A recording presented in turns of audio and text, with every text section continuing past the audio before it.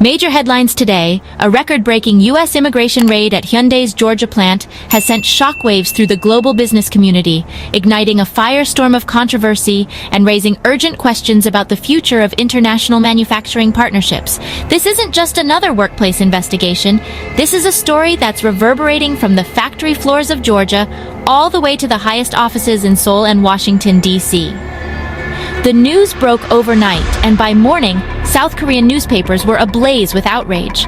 Headlines screamed of injustice, and images of angry citizens gathering outside government buildings quickly went viral. The South Korean public, already sensitive to issues of national pride and international respect, saw the raid as a direct affront, not just to Hyundai but to the country's reputation on the world stage. The government was immediately thrust into crisis mode, with officials scrambling to respond to the growing uproar. Here's what happened. In the early hours, U.S. federal agents descended on the Hyundai LG battery plant, a massive facility still under construction in Georgia. This plant, a symbol of the deepening economic ties between the U.S. and South Korea, was supposed to be a beacon of innovation and cooperation. Instead, it became the epicenter of a diplomatic crisis. The raid was swift and highly coordinated, with dozens of agents moving in to secure the site and begin their investigation. Nearly 500 workers were detained in the operation, an unprecedented number for a single site. Most of those taken into custody were South Korean citizens, many of whom had come to the U.S. with hopes of building a better future for themselves and their families.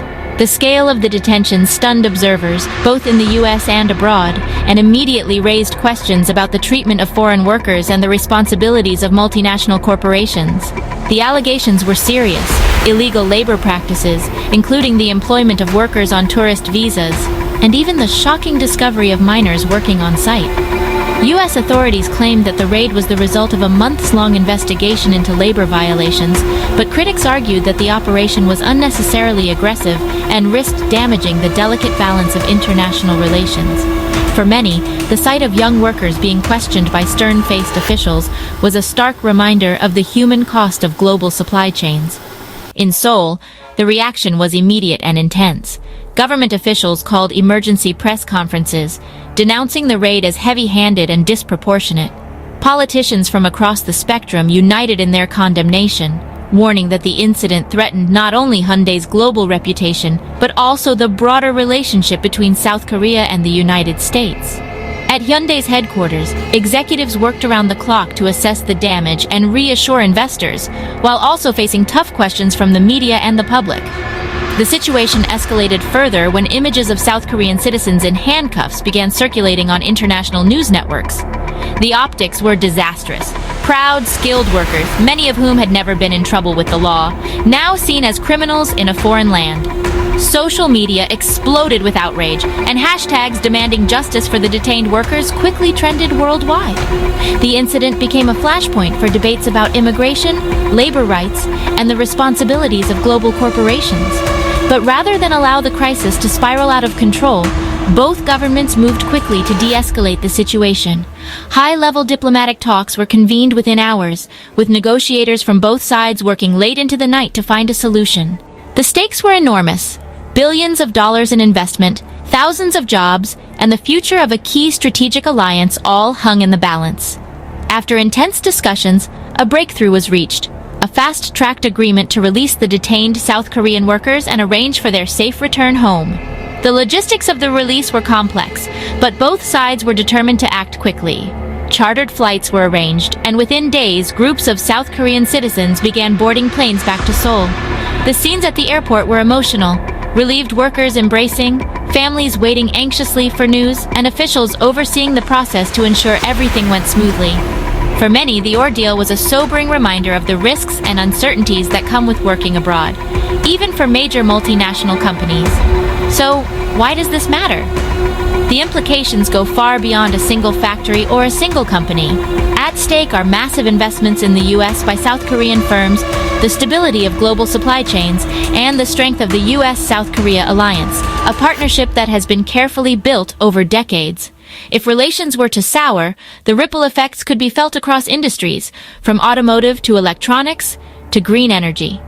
Business leaders on both sides of the Pacific are now watching closely, aware that the outcome of this crisis could set a precedent for how future disputes are handled. The Hyundai LG plant was supposed to be a model for international cooperation, a showcase of what can be achieved when two countries work together toward a common goal. Instead, it has become a cautionary tale about the challenges and complexities of doing business in a globalized world. The incident has forced both governments to confront difficult questions about labor standards, immigration policy, and the responsibilities of multinational corporations to their workers and host communities. For business executives, the message is clear. The rules of the game are changing. Companies can no longer afford to ignore the legal and ethical dimensions of their operations, especially when those operations span multiple countries and cultures.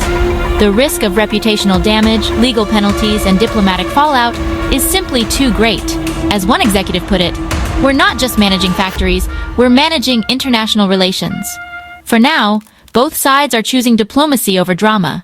The swift resolution of the crisis has been hailed as a victory for common sense and cooperation, but the underlying issues remain unresolved. How can countries balance the need for economic growth with the imperative to protect workers' rights? What responsibilities do multinational corporations have to the communities in which they operate? And how can governments ensure that their actions don't inadvertently undermine the very partnerships they seek to strengthen? These are questions that will continue to shape the future of global business long after the headlines have faded. The Hyundai raid may be over, but its lessons will echo for years to come.